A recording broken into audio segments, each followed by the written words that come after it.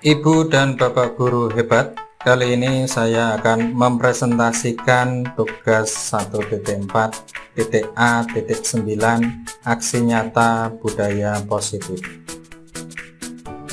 Perkenalkan, nama saya Susanto, calon guru penggerak dari SMP Negeri 2 Kandang Serang, Kabupaten Pekalongan, Provinsi Jawa Tengah, Angkatan ke-7.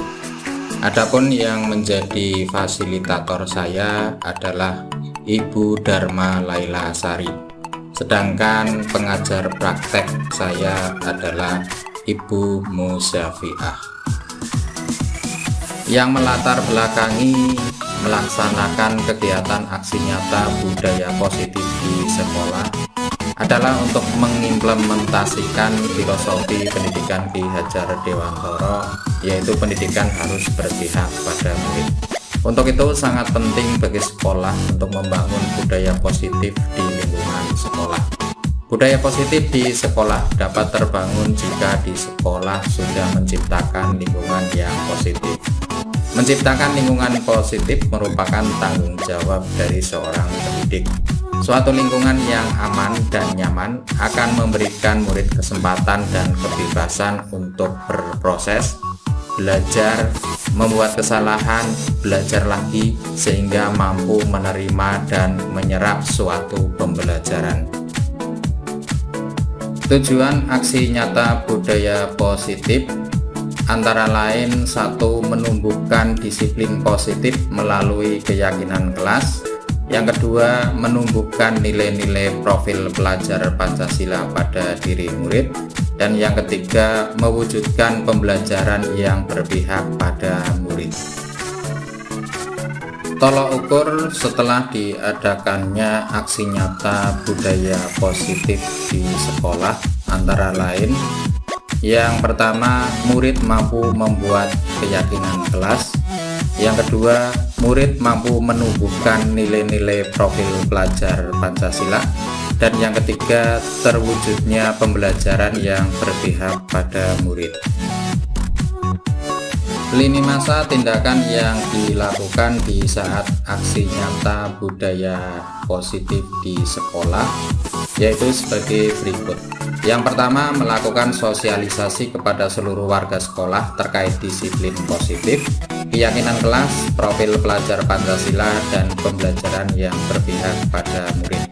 Yang kedua, menjelaskan tentang pengertian dan pentingnya keyakinan kelas pada murid-murid di kelas. Yang ketiga, memfasilitasi murid untuk membuat keyakinan kelas. Yang keempat, menempelkan keyakinan kelas yang telah disepakati pada dinding kelas. Dan yang kelima, mendokumentasikan setiap kegiatan. Bentuk-bentuk aksi nyata budaya positif di sekolah yang sudah saya laksanakan antara lain: yang pertama, sosialisasi kepada seluruh warga sekolah terkait disiplin positif, keyakinan kelas, profil pelajar Pancasila, dan pembelajaran yang berpihak pada murid. Kegiatan berikutnya yaitu menjelaskan tentang pengertian dan pentingnya keyakinan kelas pada murid-murid di kelas.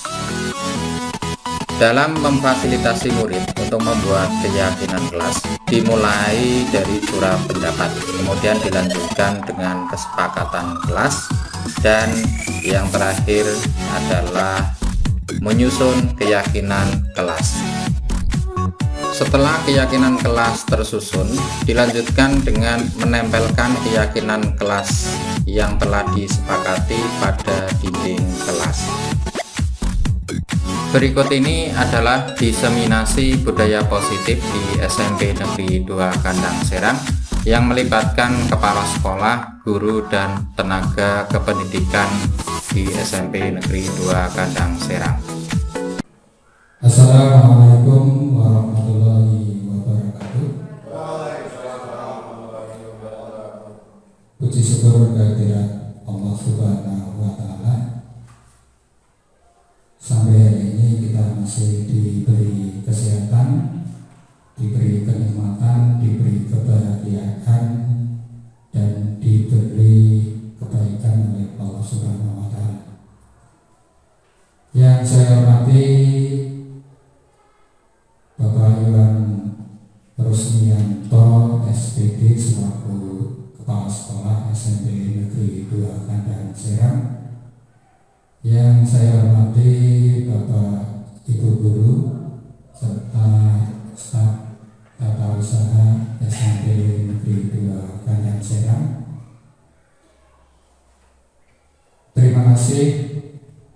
ucapkan kepada Bapak Ibu semua atas kesediaan meluangkan waktu di sela-sela kesibukan Bapak Ibu mengajar untuk mengikuti diseminasi yang berkaitan dengan rangkaian pendidikan calon guru penggerak. Salawat serta salam senantiasa kita curahkan kepada beliau Nabi Agung Muhammad Sallallahu Alaihi Wasallam. Mudah-mudahan jika kita mengikuti sunnah-sunnahnya, perilaku-perilaku yang baik, kita akan diberikan surganya Allah. Amin. Untuk mengawali kegiatan pada pagi hari ini,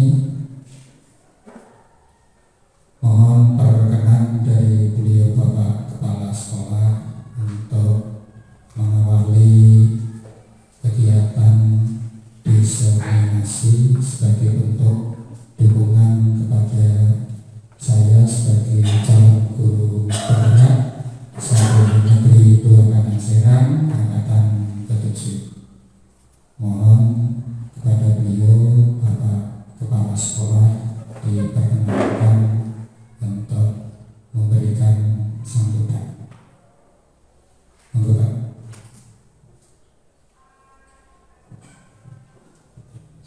Bismillahirrahmanirrahim. Assalamualaikum warahmatullahi wabarakatuh.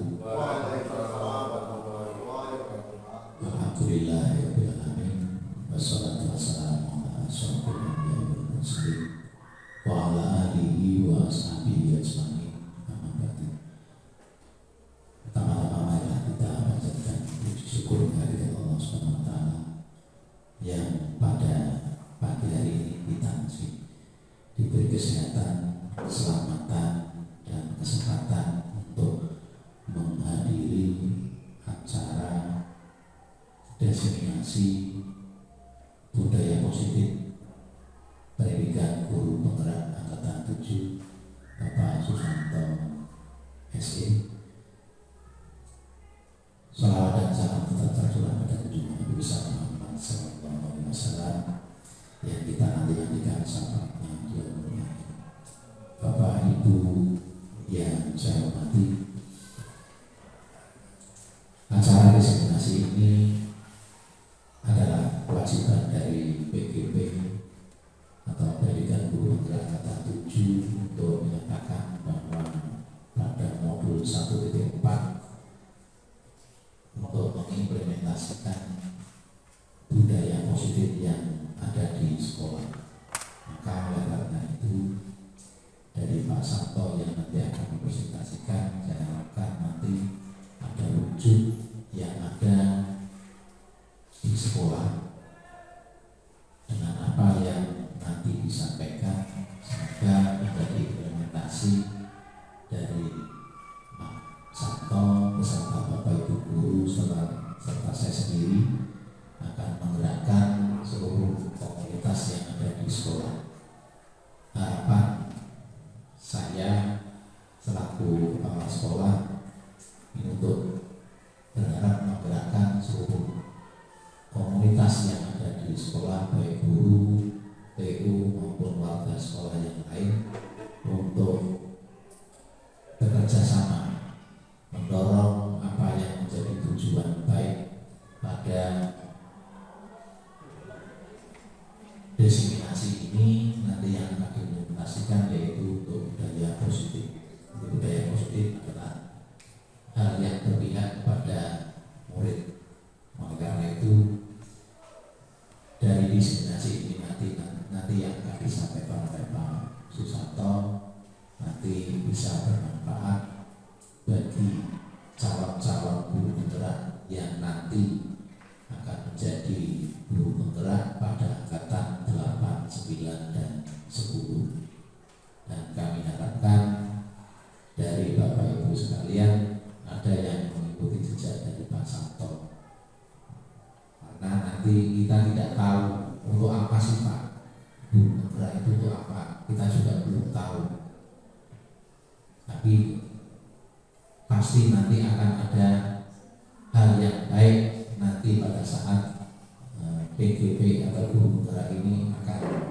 mewujudkan suatu pendidikan yang berbeda kepada murid.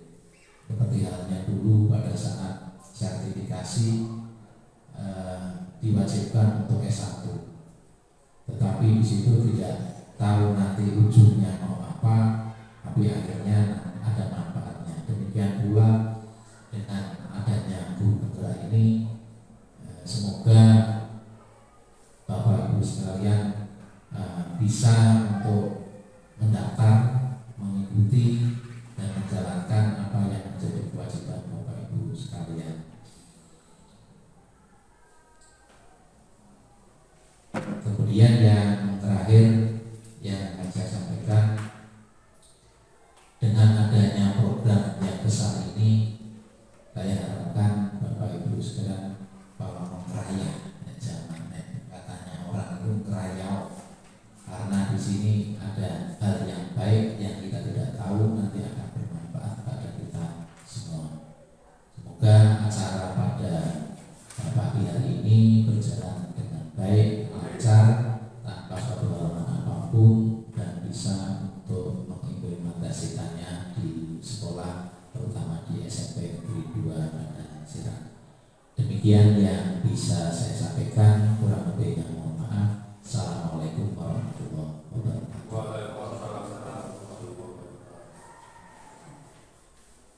Terima kasih kepada beliau Bapak Iwan Rusmianto yang sudah berkenan untuk membuka kegiatan diseminasi membangun budaya positif di SMP Negeri 2 Kandang Sehat. Baik Bapak Ibu, untuk sesi berbagi dari saya sebagai rangkaian dari kegiatan pendidikan calon guru penggerak angkatan ke-7, saya mulai. Bapak Ibu, sebelumnya saya mengucapkan terima kasih dan penghargaan yang setinggi-tingginya kepada Bapak Ibu semua yang sudah berkenan untuk mengikuti kegiatan diseminasi tentang budaya positif. Bapak Ibu, saya tidak ingin menggurui Bapak Ibu. Saya di sini hanya berbagi apa yang sudah saya dapatkan di pembelajaran modul 1, terutama ini modul 1.4 tentang budaya positif.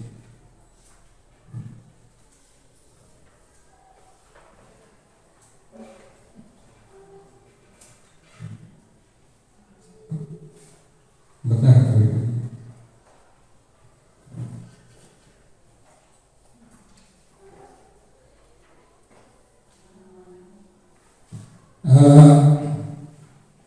Diseminasi ini perlu Bapak Ibu ketahui bahwa salah satu kegiatan dari aksi nyata yang memang harus saya lakukan sebagai bentuk perwujudan dari materi yang sudah saya dapatkan di modul 1.4. Jadi kita sebagai seorang pendidik memang menginginkan terbangunnya budaya positif di sekolah, karena memang budaya positif ini adalah suatu kebiasaan ataupun budaya yang memang terjalin suatu kondisi di mana ada keharmonisan dari semua warga sekolah, baik dari kepala sekolah, Bapak Ibu guru, tenaga kependidikan, komite sekolah, warga masyarakat, juga para murid. Untuk membangun budaya positif di sekolah, pertama yang harus kita upayakan adalah menciptakan lingkungan positif. Jadi Jadi lingkungan positif itu adalah suatu lingkungan yang memberikan rasa aman, rasa nyaman, kemudian juga melindungi murid, dan juga ada kerjasama atau kolaborasi yang nyata baik dari pimpinan sekolah, Bapak Ibu guru, kemudian tenaga kependidikan, juga murid yang ada di sekolah. Jadi itu adalah harapan bagi semua orang, terutama kita sebagai seorang pendidik. Jadi idaman karena memang setiap hari kita tidak lepas dari berbagai macam permasalahan yang mendasar, terutama dengan perilaku para murid yang memang bagi kita sebagai pendidik itu adalah sesuatu yang menjadi tantangan bagi kita, dan harapannya kelak para murid sebagai anak didik kita mempunyai perilaku yang positif. Kemudian lingkungan positif ini bisa tercipta manakala kita sudah bisa mengimplementasikan di kelas, di mana kita mulai mewujudkan adanya keyakinan kelas di setiap kelas, baik di kelas 7, kelas 8 maupun kelas 9, dan harapannya keyakinan kelas itu nantinya bisa diterapkan sebagai peraturan yang ada di kelas. Nah, berkaitan dengan budaya positif ini yang akan saya sampaikan kepada Bapak Ibu yang hebat. Yang pertama tentang paradigma belajar, kemudian yang kedua disiplin positif, yang ketiga motivasi perilaku manusia, yang keempat kebutuhan dasar, yang kelima posisi kontrol restitusi, yang keenam keyakinan kelas, dan yang ketujuh segitiga restitusi. Jadi dengan harapan bahwa budaya positif ini nanti akan menciptakan atau membentuk karakter murid yang sesuai dengan profil pelajar Pancasila. Jadi untuk kegiatan pendidikan calon guru penggerak memang kita tidak lepas dari filosofi pendidikan Ki Hajar Dewantara, Bapak Ibu. Jadi kita mengenal beliau itu sebagai tokoh pendidikan nasional atau bapak pendidikan nasional yang memang sudah lama kita kesampingkan dari dunia pendidikan di Indonesia. Jadi dengan adanya program pendidikan calon guru penggerak ini, kita mulai diperkenalkan lagi bagaimana dengan filosofi pendidikan Ki Hajar Dewantara, Bapak Ibu. Jadi menurut Ki Hajar Dewantara, kita sebagai pendidik itu diumpamakan sebagai seorang petani, Bapak Ibu, di mana sekolah itu sebagai lahan, sebagai tempat persemaian dari benih-benih. Nah, benih-benih di sini itu disamakan dengan murid-murid yang ada di sekolah. Jadi kewajiban kita, tugas kita sebagai seorang pendidik adalah merawat, memelihara supaya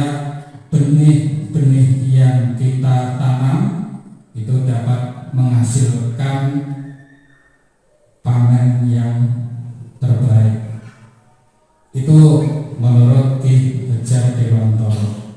Jadi kita melakukan kegiatan pembelajaran itu memang harus berpusat pada murid. Jadi murid itu dijadikan sebagai subjek, bukan sebagai objek, karena memang pada dasarnya murid itu memiliki berbagai macam potensi yang memang harus kita tumbuh kembangkan sehingga nantinya diharapkan murid itu mendapatkan kebahagiaan selama-lamanya.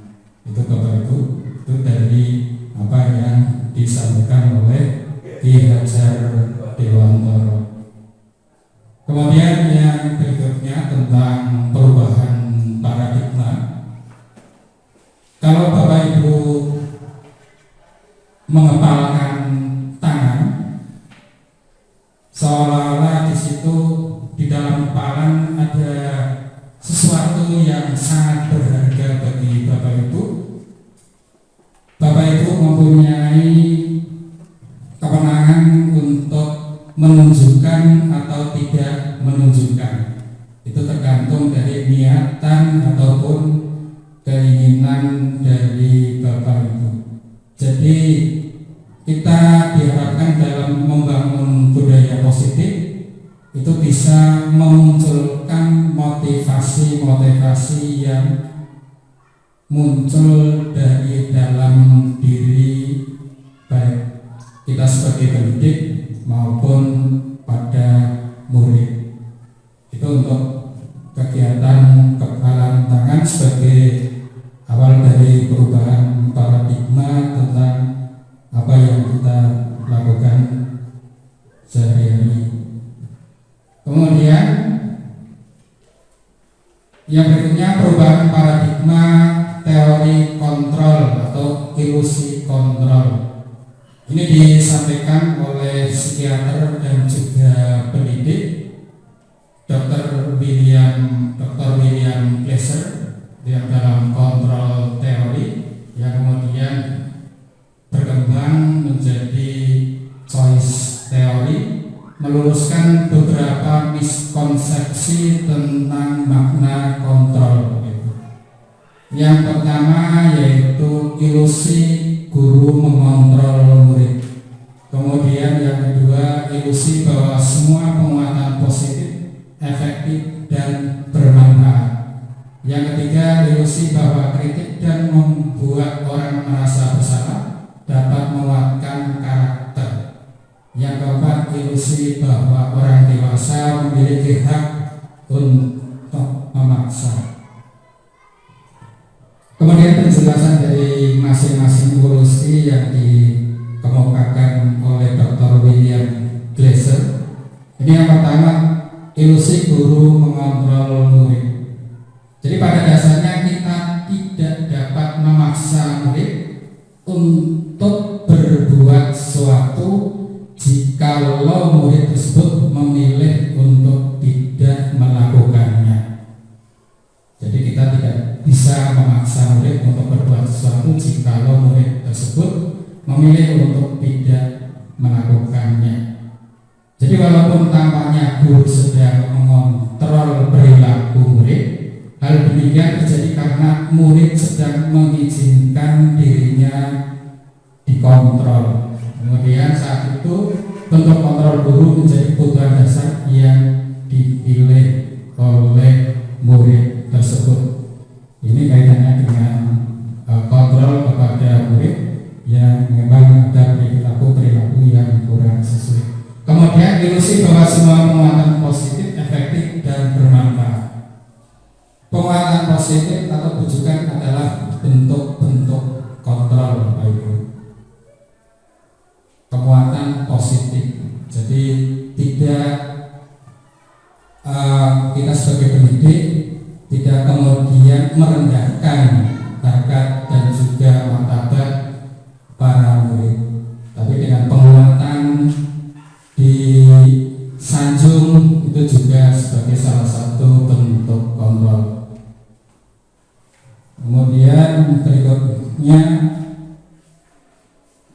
ilusi bahwa kritik dan membuat orang merasa bersalah dapat menguatkan karakter. Jadi menggunakan kritik dan rasa bersalah untuk mengontrol murid itu menuju pada identitas gagal. Jadi dalam mengontrol murid itu kita tidak menggunakan kata-kata yang menyalahkan, mengkritik dalam artian menyalahkan, itu kurang sesuai Bapak Ibu. Kemudian ilusi bahwa orang dewasa memiliki hak untuk memaksa. Jadi kita memang merasa bahwa kita sebagai pendidik, sebagai guru, sebagai orang tua yang mana ada kecenderungan untuk memaksa murid maupun anak kita agar berperilaku sesuai dengan apa yang kita inginkan. Jadi ini bisa dilakukan, cuma memang waktu untuk perubahan perilaku itu hanya singkat, tidak berlangsung lama. Itu tentang ilusi kontrol yang disampaikan oleh Dr. William Glasser. Kemudian diharapkan Bapak Ibu dalam hubungannya dengan murid itu ada perubahan paradigma, perubahan pandangan dari stimulus respon ke teori kontrol Bapak Ibu. Ini perbedaan antara stimulus respon dengan teori kontrol. Stimulus respon itu menyatakan realitas atau kebutuhan kita sama. Padahal sesungguhnya realitas kebutuhan kita itu berbeda. Kemudian pernyataan lagi semua orang melihat hal yang sama, tetapi memang kenyataannya bahwa setiap orang memiliki gambaran yang berbeda. Jadi diharapkan dengan kita ingin membangun budaya positif yang kita tonjolkan adalah di teori kontrolnya. Kemudian kita mencoba mengubah orang agar berpandangan sama dengan kita. Di teori kontrol kita berusaha memahami pandangan orang lain tentang dunia. Jadi kita tidak boleh memaksakan kehendak kita, Bapak Ibu. Kemudian perilaku buruk dilihat sebagai suatu kesalahan. Itu harus diubah bahwa semua perilaku memiliki tujuan. Jadi apa yang dilakukan murid selama ini sebenarnya itu punya tujuan-tujuan yang memang perlu kita dalami untuk kita ketahui. Kemudian orang lain bisa mengontrol saya. Di teori kontrol hanya Anda yang bisa mengontrol diri Anda. Jadi sebenarnya kita sebagai pendidik itu tidak bisa mengontrol murid, tidak boleh memaksakan murid. Hanya murid itu sendirilah yang bisa mengontrol dirinya sendiri. Kemudian saya bisa mengontrol orang lain. Di teori kontrol Anda tidak bisa mengontrol orang lain. Jadi kalimat-kalimat di teori kontrol ini memang kita mencurahkan segala sesuatu itu untuk kepentingan murid. Jadi murid itu harus diperlakukan dengan bijak.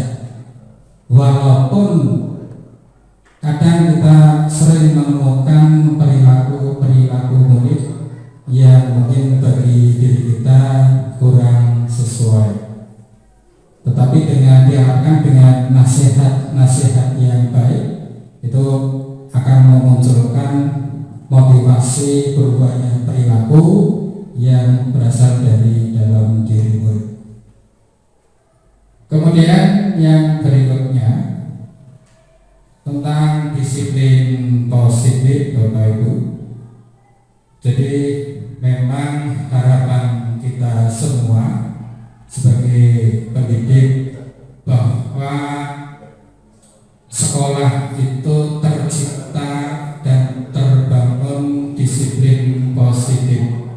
Itu harapan kita sebagai seorang pendidik. Tapi dalam menciptakan disiplin positif ini, kita harus mulai mendorong para murid agar betul-betul disiplin positif itu muncul dari dalam diri murid. Nah, tugas kita sedikit demi sedikit menuntun perubahan perilaku murid. Memang untuk membangun budaya positif itu butuh waktu Bapak Ibu, tidak hanya 1 bulan, 2 bulan. Ini butuh waktu yang tidak pendek. Yang penting ada kemauan pada diri kita untuk melakukan perubahan-perubahan sehingga terbangun budaya positif dan tentunya di SMP Negeri 2 Kandang. Nah, kemudian apa sebenarnya arti dari disiplin? Diana Gosen ini dalam bukunya Restructuring School Discipline tahun 2001. Disiplin itu berasal dari bahasa Latin disciplina yang artinya belajar. Jadi itu arti dari disiplin. Disiplin diri membuat orang menggali potensinya menuju sebuah tujuan mulia, sesuatu yang dihargai dan bermakna. Bagi budaya kita, mungkin makna kata disiplin itu telah berubah menjadi sesuatu yang dilakukan seseorang pada orang lain untuk mendapatkan kepatuhan. Itu selama ini yang memang sudah menjadi makna yang ada pada diri kita yang memang sudah lama terbangun seperti itu. Kemudian untuk kecenderungan umum adalah menghubungkan kata disiplin dengan ketidaknyamanan, bukan dengan apa yang kita hargai atau pencapaian suatu tujuan mulia. Itu kecenderungan umumnya bahwa jadi disiplin itu suatu proses belajar untuk berperilaku yang positif, tapi perilaku itu muncul dari dalam diri seseorang. Kemudian berkaitan dengan apa yang dinyatakan oleh Ki Hajar Dewantara, untuk membentuk disiplin itu tidak lepas dari adanya kemerdekaan yang memang harus kita berikan kepada murid. Tetapi kemerdekaan di sini bukan dalam artian bebas sebebas-bebasnya, Bapak Ibu. Jadi merdeka di sini kita bisa menggunakan hak kita, juga kita bisa mengetahui kemerdekaan yang ada pada diri orang lain. Jadi bebas itu bukan kita maknai sebagai kebebasan sebebas-bebasnya. Jadi dalam diri orang lain juga ada kemerdekaan. Nah, tugas kita sebagai seorang pendidik itu adalah menuntun jangan sampai kemerdekaan yang kita berikan kepada diri murid itu nanti berakibat kepada hal-hal yang negatif. Itu tugas kita sebagai penonton, juga sebagai pamong Bapak Ibu bagi diri murid, sehingga murid bisa menggunakan kebebasan yang dia miliki, tetapi dia juga harus memperhatikan kebebasan yang dimiliki orang lain.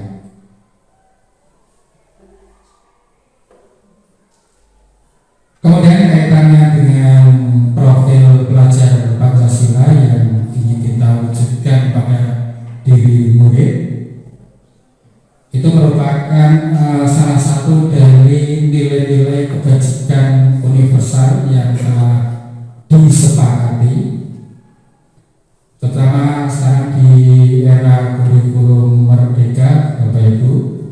Jadi program pemerintah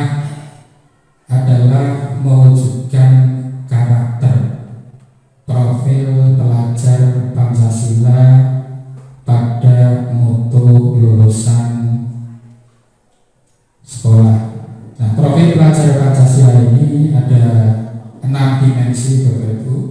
Yang pertama, beriman bertakwa kepada Tuhan Yang Maha Esa dan berakhlak mulia. Yang kedua, mandiri. Yang ketiga, bernalar kritis. Yang keempat, berkebinekaan global. Yang kelima, bergotong royong.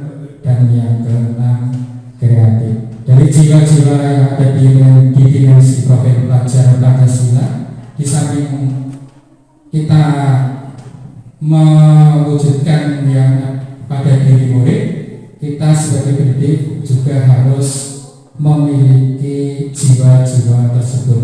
Manakala kita tidak memiliki jiwa ataupun nilai-nilai profil pelajar Pancasila, kita akan mengalami kesulitan untuk mengimplementasikan kepada diri murid. Jadi sebelum kita menyampaikan atau membentuk karakter profil pelajar Pancasila, kita sendiri juga harus mampu memaknai dan juga menjiwai profil pelajar Pancasila yang ada 6 dimensi. Cuma di dimensi itu banyak elemen-elemen yang harus kita pahami.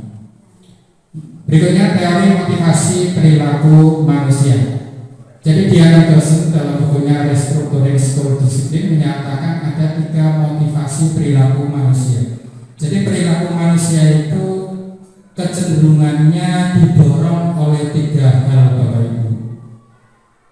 Kalau kita renungkan, itu memang sesungguhnya seperti itu. Jadi dorongan atau motivasi perilaku manusia, seseorang berperilaku yang pertama didorong untuk menghindari ketidaknyamanan atau hukuman. Jadi kita berperilaku sesuatu itu bisa karena untuk menghindari ketidaknyamanan atau hukuman. Kemudian yang kedua, perilaku seseorang bisa juga didorong atau termotivasi untuk mendapatkan imbalan dari orang lain atau institusi, atau juga ingin mendapatkan penghargaan. Kemudian yang ketiga, untuk menghargai diri sendiri, menjadi insan sesuai harapan kita. Nah, dari dorongan-dorongan itu ada pertanyaan yang memang dari masing-masing motivasi. Itu Bapak Ibu, jadi bisa kita renungkan sesungguhnya kita hadir di sekolah itu karena didorong oleh motivasi yang mana. Kalau motivasi yang pertama dan kedua itu merupakan motivasi eksternal, ya, didorong dari luar. Kemudian kita harapkan sebagai seorang pendidik pilih yang nomor 3, karena itu muncul dari dalam diri kita.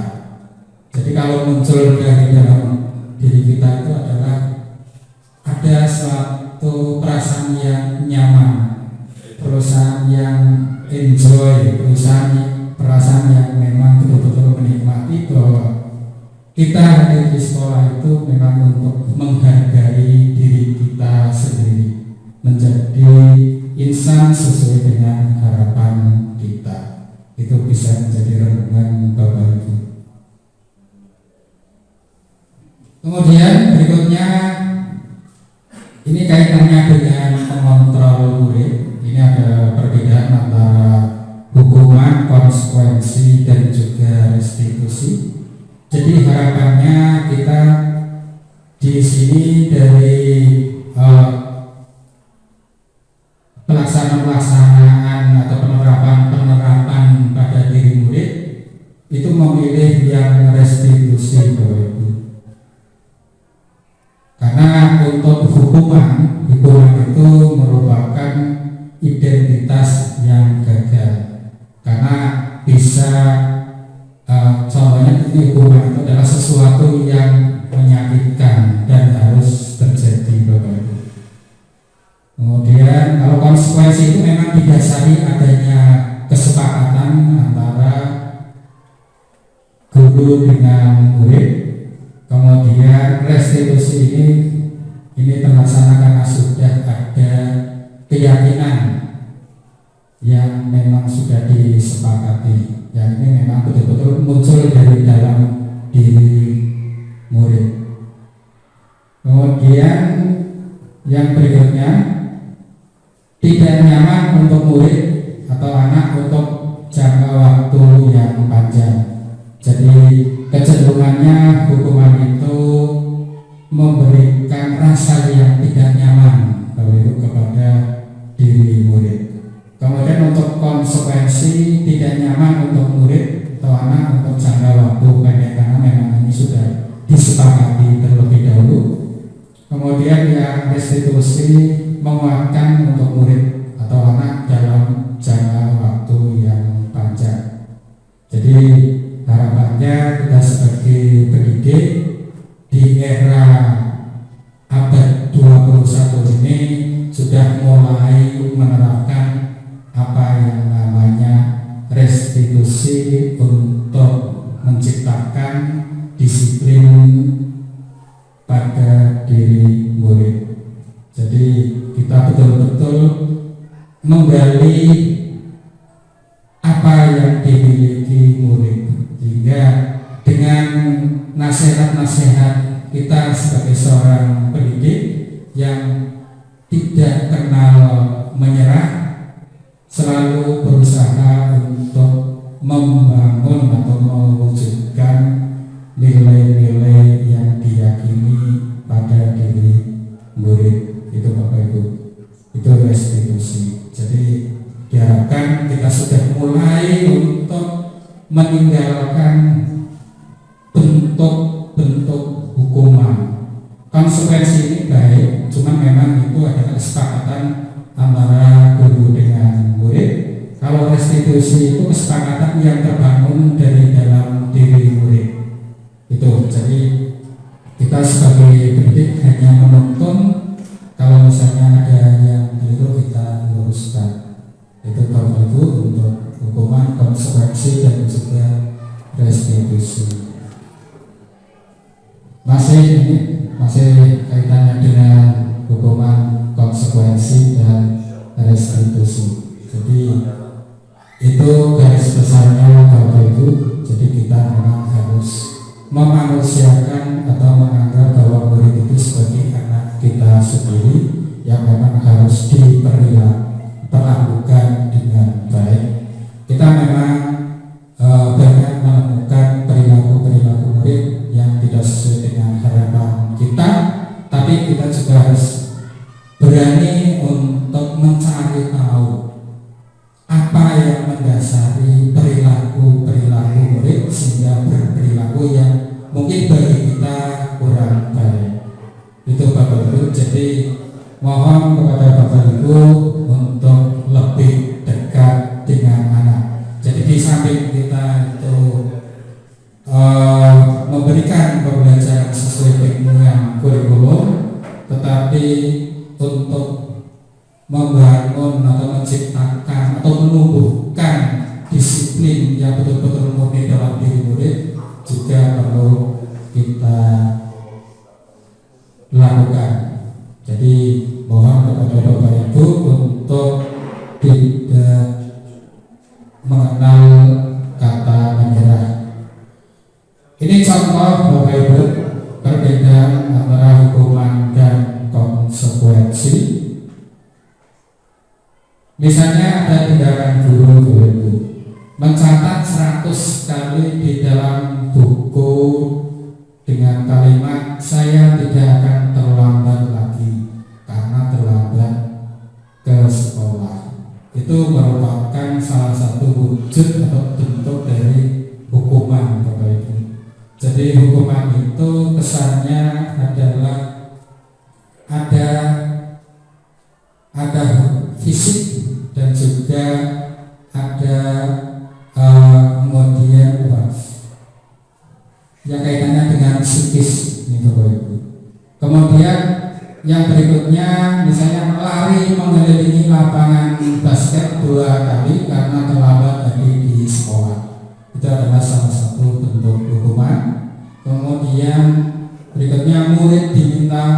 push up 15 kali karena tidak menggunakan masker ke sekolah, itu juga contoh bentuk hukuman. Kemudian menggantikan kertas tugas teman yang telah dicoret-coret, itu contoh dalam bentuk konsekuensi, karena memang itu resiko dari perilaku mencoret-coret kertas tugas teman. Kemudian membersihkan tumpahan air di meja tulis karena tersenggol pada saat belajar, itu juga konsekuensi. Kemudian berikutnya meminta murid tidak mengenakan sepatu seharian di sekolah karena tidak mengenakan sepatu hitam, itu adalah contoh bentuk hukuman. Kemudian lari mengelilingi lapangan basket 2 kali karena terlambat 10 menit untuk pelajaran PJOK, itu bukan bentuk hukuman, itu adalah bentuk konsekuensi karena memang itu pelajaran pendidikan jasmani, olahraga dan kesehatan. Jadi bukan, itu memang konsekuensi dari keterlambatan di PJOK. Jadi kalau itu dilakukan oleh makhluk yang lain, itu bisa berubah makna, Bapak Ibu, itu berubah bentuk, itu bisa menjadi bentuk hukuman. Itu kalau makhluk yang lain. Itu contoh perilaku guru yang berkaitan dengan konsekuensi maupun hukuman. Kemudian yang terkait dengan penghargaan, Bapak Ibu, memang selama ini kadang saya juga secara pribadi dulu pernah memberikan atau menawarkan atau mengiming-imingi untuk memotivasi anak dalam mengikuti pembelajaran, salah satunya dengan bujukan atau rayuan untuk diberikan penghargaan. Ternyata penghargaan itu di sini kurang baik, Bapak Ibu, karena memang penghargaan ini bisa berdampak hal-hal yang memang kurang baik bagi perkembangan diri murid. Sebagai contoh, penghargaan itu bisa berpengaruh terhadap jangka pendek dan jangka panjang. Jangka pendeknya, motivasi anak ini bergantung karena ada tadi penghargaan. Kemudian dalam jangka panjangnya, murid akan selalu berharap kepada Bapak Ibu untuk diberi penghargaan terhadap apa yang dilakukan di kelas. Kemudian sebenarnya penghargaan itu mendukung Bapak Ibu. Jadi penghargaan itu sebenarnya bagi anak itu merupakan satu bentuk hukuman. Jadi memang kurang baik karena nanti anak akan terdorong untuk melakukan sesuatu itu karena ada penghargaan. Kemudian penghargaan mengurangi ketepatan, jadi kurang pas. Kemudian penghargaan tidak efektif. Jadi penghargaan ini pada dasarnya tidak efektif untuk diterapkan kepada murid. Jadi ini juga bisa tadi motivasi anak yang memang sesungguhnya harus memunculkan motivasi dari dalam diri, dia berbuat sesuatu karena ada imbalan. Kemudian penghargaan merusak hukuman. Bagi anak yang mendapatkan penghargaan itu mungkin jauh lebih merasa bahagia, tapi bagi anak yang tidak mendapatkan penghargaan, dia akan merasa iri dengan teman yang mendapatkan penghargaan. Itu Bapak Ibu yang berkaitan dengan penghargaan. Beda dengan penghargaan mungkin sebagai wujud dari prestasi dari di bidang olahraga maupun prestasi akademik. Jadi ini penghargaan yang kita lakukan di kelas Bapak Ibu. Kemudian Kita lanjutkan lagi ke kebutuhan dasar manusia.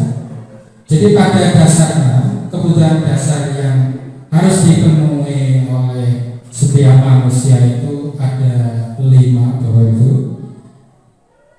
Yang pertama kebutuhan bertahan hidup, kemudian yang kedua kasih sayang dan rasa diterima, yang ketiga kebutuhan akan kesenangan, yang keempat kebutuhan akan kebebasan, dan yang kelima kebutuhan penguasaan. Jadi kebutuhan ini akan mendasari perilaku kita maupun murid. Manakala ada salah satu dari kebutuhan itu tidak terpenuhi, maka akan mengakibatkan permasalahan daripada diri kita maupun murid. Sehingga kita sebagai pendidik harus betul-betul berusaha untuk sesungguhnya kebutuhan apa yang belum dipenuhi dalam diri murid, sehingga perilaku murid itu menjadi perilaku yang kurang baik. Seperti contoh kemarin di ruang guru itu ada peristiwa di mana anak mengambil uang yang bukan miliknya. Nah, ternyata setelah dikonfirmasi oleh Bapak Ciswoyo, ternyata dia itu dari rumah tidak diberi uang saku. Nah, itu adalah salah satu bentuk perwujudan bahwa murid tersebut ingin memenuhi kebutuhan bertahan hidup.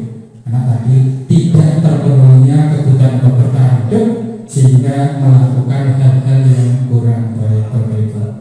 Kemudian kasih sayang dan rasa diterima. Ini contoh yang pernyataan-pernyataan dari anak, misalnya Bapak Ibu. Ini ada ilustrasi jawaban anak. Ibu guru bilang aku tidak boleh bersenandung sewaktu mengerjakan tugas. Katanya kelas harus tenang, tidak ada suara, kan nggak seru jadinya. Ini keluhan dari seorang anak. Ya, dari keluhan seorang anak itu bisa disimpulkan bahwa anak tersebut itu ingin terpenuhi kebutuhan akan kesenangan. Jadi apa yang disukai ternyata dia praktekkan di kelas, kemudian karena ditegur jadinya anak tersebut merasa kecewa, sehingga tugas dari Bapak itu memang harus betul-betul mengamati perilaku anak. Kemudian yang kedua, ibu guru tidak menyapaku hari ini, padahal aku pakai jepit rambut baru. Itu adalah ingin memenuhi kebutuhan kasih sayang dan rasa diterima, sehingga diharapkan kita sebagai seorang pendidik memang betul-betul harus perhatian kepada anak didik kita, karena dengan perhatian yang kita berikan kepada anak akan lebih mendekatkan kita dengan anak. Kemudian aku bosan, masa belajarnya cuma gitu-gitu aja, dengerin ibu guru aja. Itu adalah sebagai perwujudan dari pemenuhan kebutuhan akan kebebasan. Jadi memang kita harus bisa mengamati mengapa motivasi belajar anak di dalam kelas itu sangat rendah.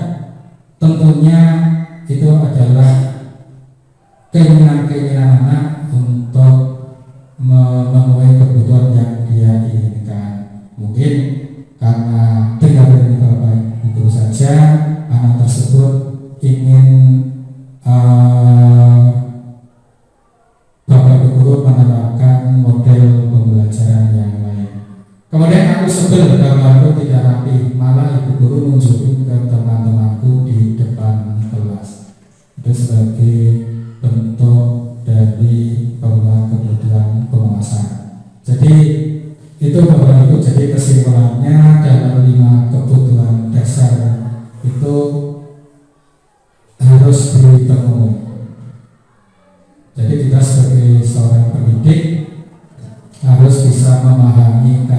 karakteristik terutama kaitannya dengan kebutuhan anak. Mungkin kita juga berkaca pada diri kita sendiri, Bapak Ibu, manakala ada satu dari 5 kebutuhan dasar itu tidak terpenuhi, kita juga akan berperilaku yang mungkin bagi orang lain itu kurang sesuai. Contohnya Pak Toto misalnya dari rumah tidak punya uang, tidak mampu untuk membeli bensin, akhirnya Pak Toto tidak masuk atau hadir di sekolah. Itu karena salah satu kebutuhan yang tidak terpenuhi. Kemudian juga contoh yang lain ya. Jadi mungkin Bu Ika hadir di ruang guru tidak mendapatkan perhatian. Tentunya perilaku Bu Ika tidak kerasan di dalam ruang karena tidak ada orang yang perhatian dan juga menyayangi. Itu karena kebutuhan dasar. Ya. Itu jadi harapannya dengan terpenuhinya kebutuhan dasar ini menjadikan seseorang itu berperilaku baik. Jadi upayakan kepada Bapak Ibu untuk betul-betul memahami penyebab perilaku atau karakter yang ada pada diri ibu. Kemudian ini ada istilah dunia berkualitas, Bapak Ibu.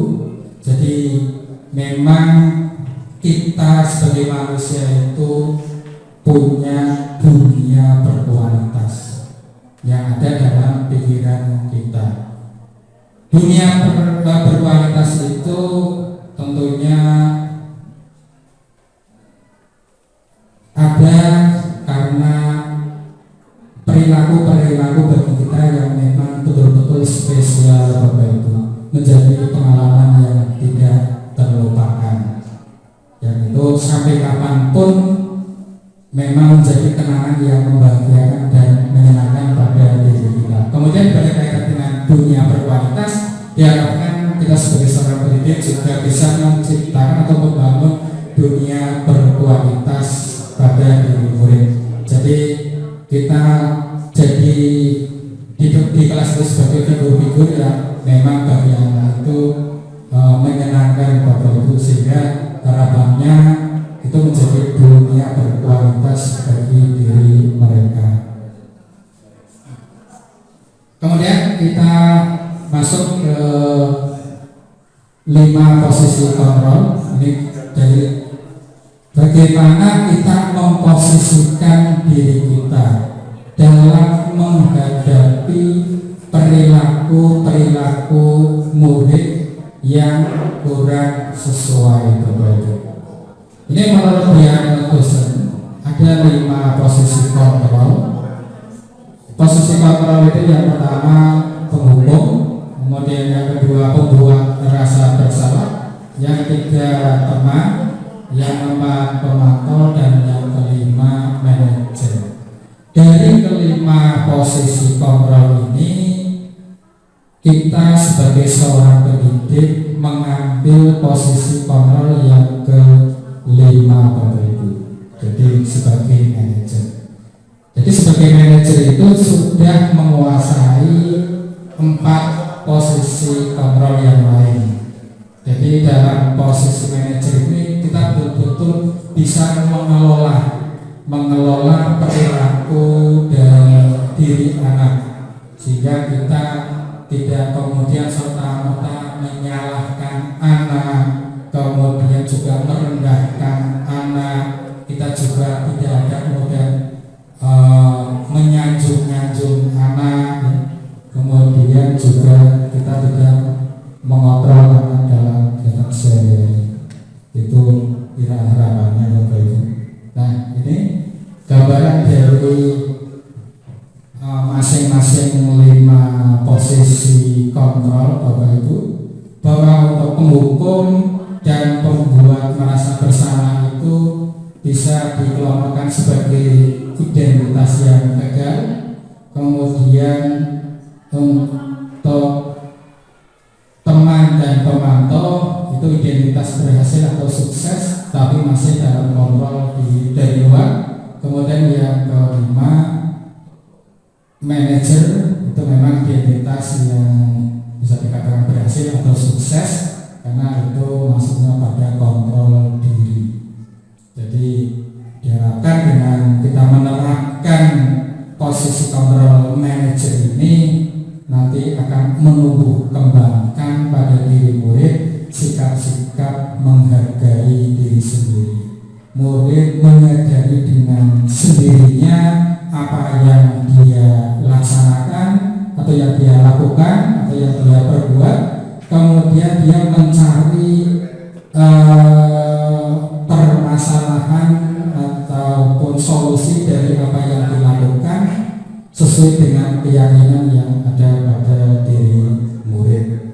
Itu Bapak Ibu, jadi harapannya untuk membangun budaya positif kita mulai meninggalkan bentuk-bentuk kontrol penghukum, membuat merasa bersalah, kemudian teman, pemantau.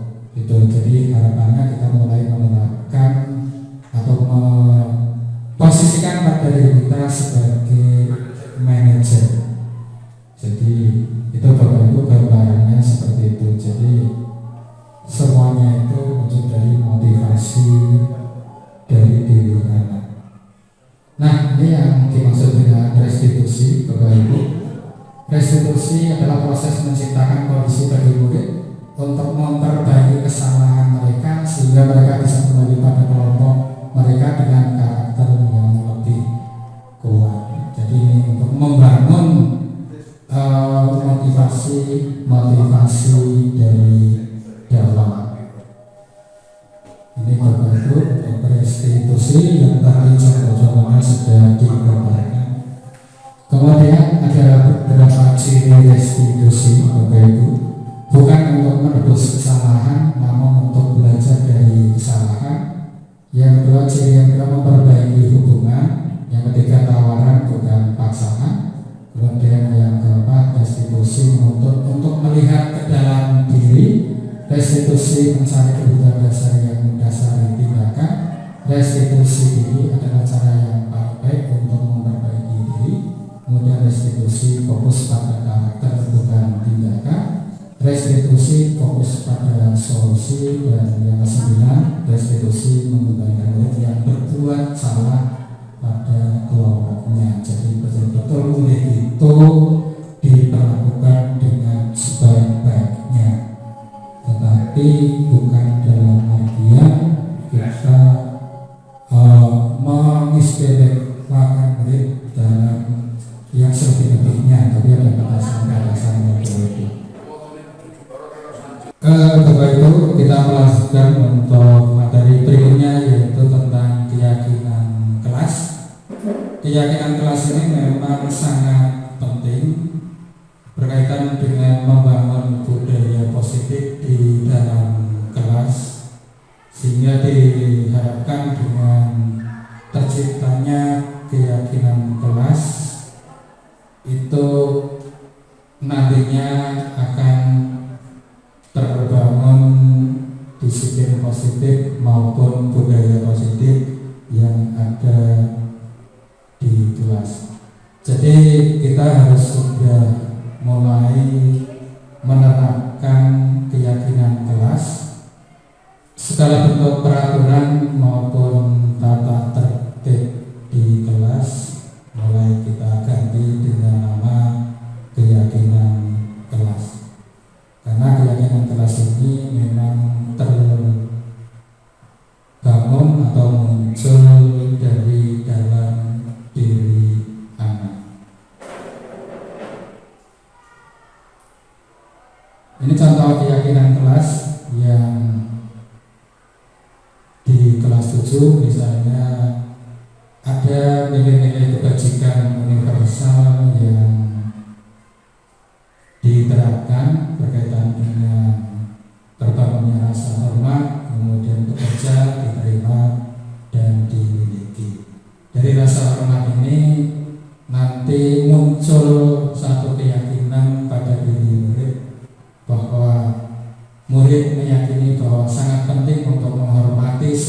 dan milik orang lain.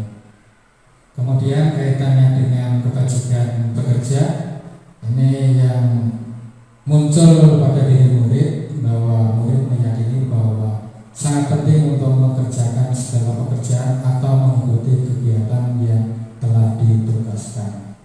Kemudian berkaitan dengan nilai-nilai diterima dan dimiliki, murid meyakini bahwa sangat penting untuk merasa diterima pada suatu kelompok dan saling peduli satu dengan yang lain. Kemudian dalam membangun keyakinan kelas, memang perlu ada kegiatan-kegiatan yang dilakukan oleh Bapak Ibu. Jadi diharapkan nantinya berkaitan dengan nilai-nilai hormat, itu ada kegiatan tampak seperti atau tidak tampak seperti. Jadi dengan hormat ini harapannya nanti murid datang tepat waktu, kemudian menyapa teman dan guru setiap hari, dan yang ketiga mengembalikan barang teman yang telah dipinjam dan mengucapkan terima kasih. Kemudian segala bentuk sering hadir lambat, acuh kepada teman dan guru, tidak mengembalikan barang yang telah dipinjam dan meletakkan sembarangan, itu sudah tidak terlihat. Itu berkaitan dengan nilai-nilai hormat.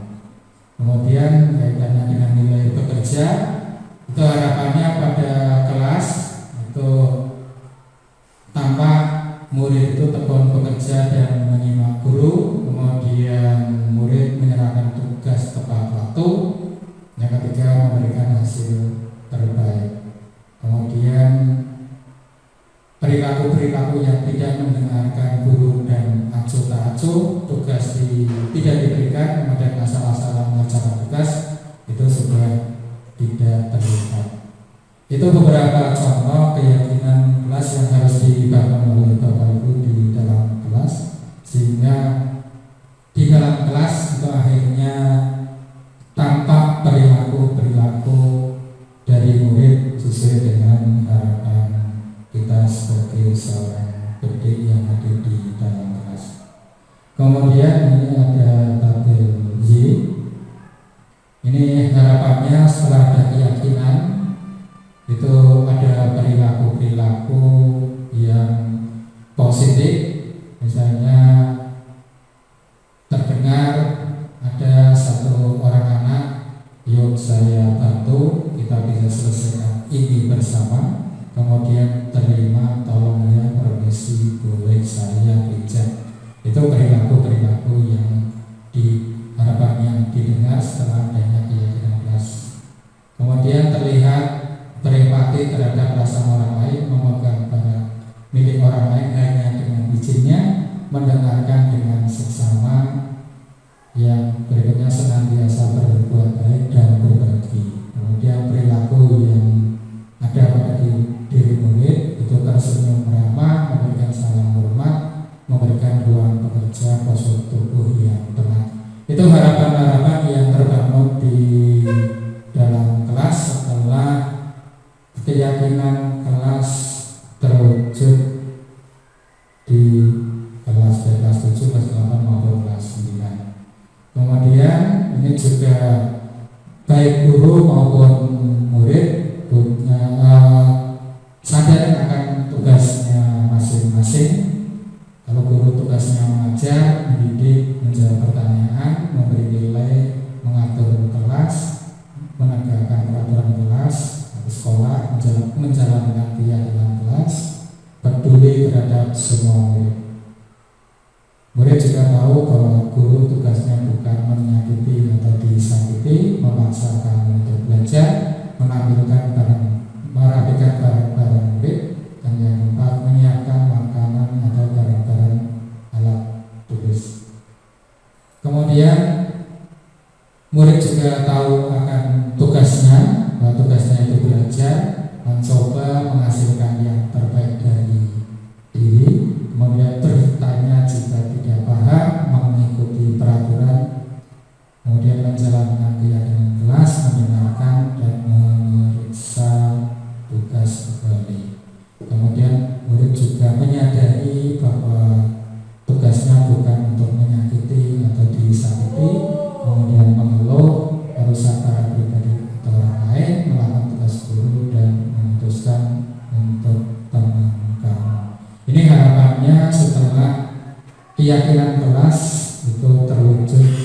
setiap kelas. Jadi betul-betul kondisi kelas itu nyaman, belajar itu menyenangkan, dan juga ada inovasi dan juga ada kreativitas. Kemudian yang menjadi perbedaan antara peraturan dan keyakinan kelas, ini Bapak Ibu, peraturan itu selalu selalu kembalikan buku ke tempatnya. Jadi yang ditumbuhkan di keyakinan adalah tanggung jawab. Kemudian yang kedua, dilarang mengganggu orang lain. Itu yang ditumbuhkan di keyakinan kelas adalah kesadaran untuk menghormati orang lain dan diri sendiri. Itu. Jadi kalau peraturan itu soal Allah itu ada paksaan, tetapi keyakinan kelas itu memang pada diri murid timbul kesadaran untuk berbuat baik. Kemudian ini yang kita pakai dalam mengontrol murid atau menyelesaikan permasalahan atau perilaku pada diri murid. Bagi seorang pendidik mulai bisa menerapkan apa yang namanya segitiga restitusi. Jadi segitiga restitusi ini memang dirancang untuk memudahkan para guru ataupun orang tua dalam melakukan proses untuk menyiapkan anaknya untuk melakukan restitusi. Jadi timbul kesadaran dari dalam diri sendiri. Kemudian di segitiga restitusi ini ada 3 langkah yang harus kita lalui dalam menyelesaikan permasalahan di murid.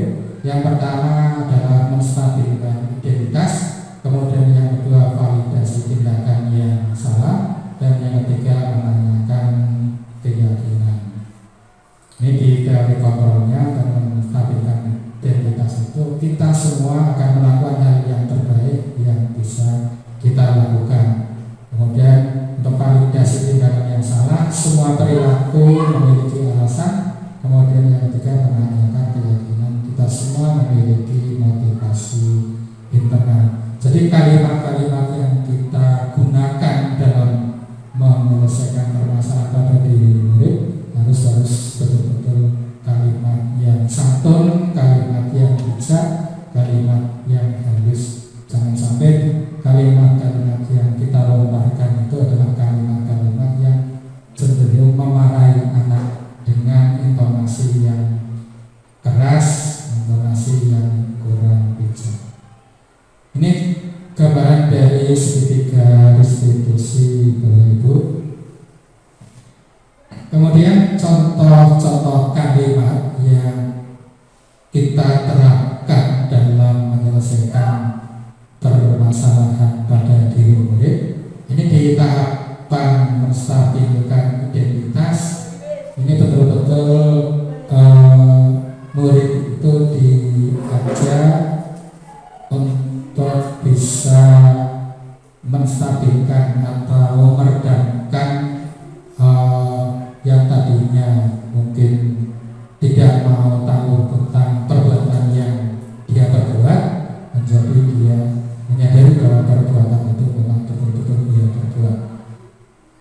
Ini kalimat-kalimat ini memang perlu gaya, perlu juga dipelajari Bapak Ibu. Contohnya dalam menstabilkan identitas, kita tidak serta-merta menyalahkan si anak karena melakukan perbuatan yang menyimpang. Jadi kita kuatkan dengan nada-nada bahwa perbuatan itu memang punya dasar, punya alasan, dan itu adalah sesuatu yang bagi kita dianggap sebagai wajar. Itu semacam tujukan kepada anak. Kemudian setelah kondisinya stabil, maka dilakukan validasi tindakan yang salah. Jadi anak disadarkan untuk memunculkan kesadaran bahwa apa yang diperbuat itu memang keliru, itu memang salah. Jadi kesalahan itu bukan kemudian kita yang mendikte, kita yang mengungkap, tapi biarkan anak itu menyadari kesalahan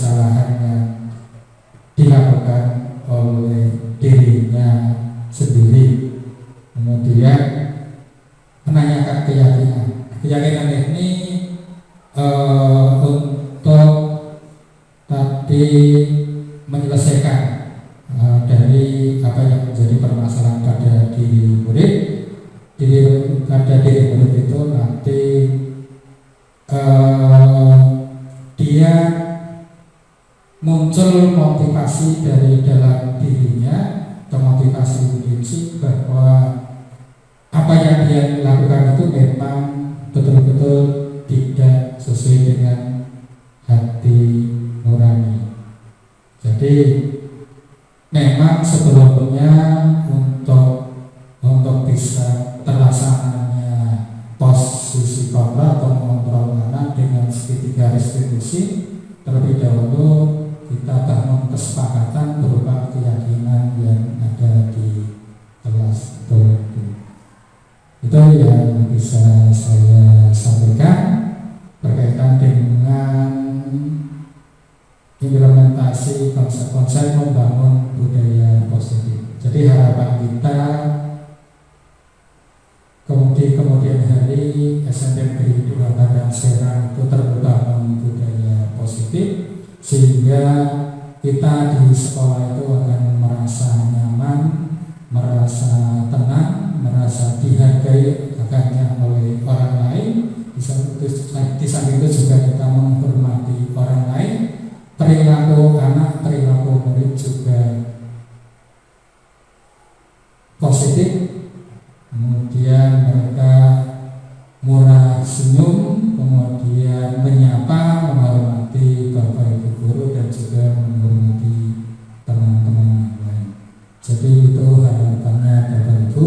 Jadi mohon maaf apabila dalam penyampaian diseminasi ini banyak kekurangan dari diri saya, karena memang saya masih dalam proses belajar dan juga memang butuh waktu untuk bisa belajar untuk melakukan perubahan. Terima kasih saya ucapkan kepada yang pertama Bapak Kepala Sekolah yang telah meluangkan waktu dan mengizinkan kepada Bapak Ibu untuk mengikuti kegiatan ini, dan ucapan terima kasih saya sampaikan kepada Bapak Ibu karena sudah berkenan untuk meluangkan waktunya mengikuti acara diseminasi tentang budaya positif. Mudah-mudahan ini menjadi tambahan ilmu bagi saya dan juga bagi Bapak Ibu. Barangkali ada yang belum paham, saya juga masih banyak yang perlu dipahamkan, dan mudah-mudahan dengan ketidakpahaman itu menjadikan kita senantiasa untuk belajar dan belajar. Rugi Bapak Ibu kalau kita tidak pernah belajar, kita tidak mau berupaya untuk memahami diri kita sendiri, kemudian tidak mau untuk berubah, stagnan. Jadi karena kita diberi akal dan pikiran, harapannya hari demi hari ada perubahan. Semoga kalau di kemudian hari SMP Negeri 2 Padang Serang itu jadi favorit bagi masyarakat di sekitarnya, karena memang menyediakan lingkungan yang betul-betul menjadi dambaan bagi masyarakat. Itu saja yang bisa saya sampaikan kepada Ibu. Bila taufiq wal hidayah. Wassalamualaikum warahmatullahi wabarakatuh. Waalaikumsalam warahmatullahi wabarakatuh.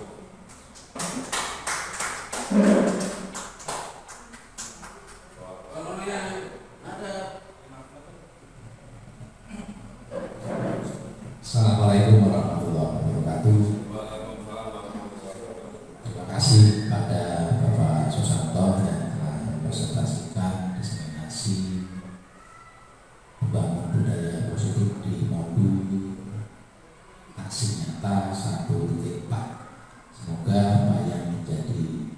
Semoga apa yang telah disampaikan bisa menambah pengetahuan dan pengalaman dalam pembelajaran, terutama di situ ada budaya positif untuk para anak-anak menggunakan segitiga restitusi. Sekali lagi terima kasih atas kehadiran dari Bapak Ibu sekalian. Semoga apa yang disampaikan Pak Santo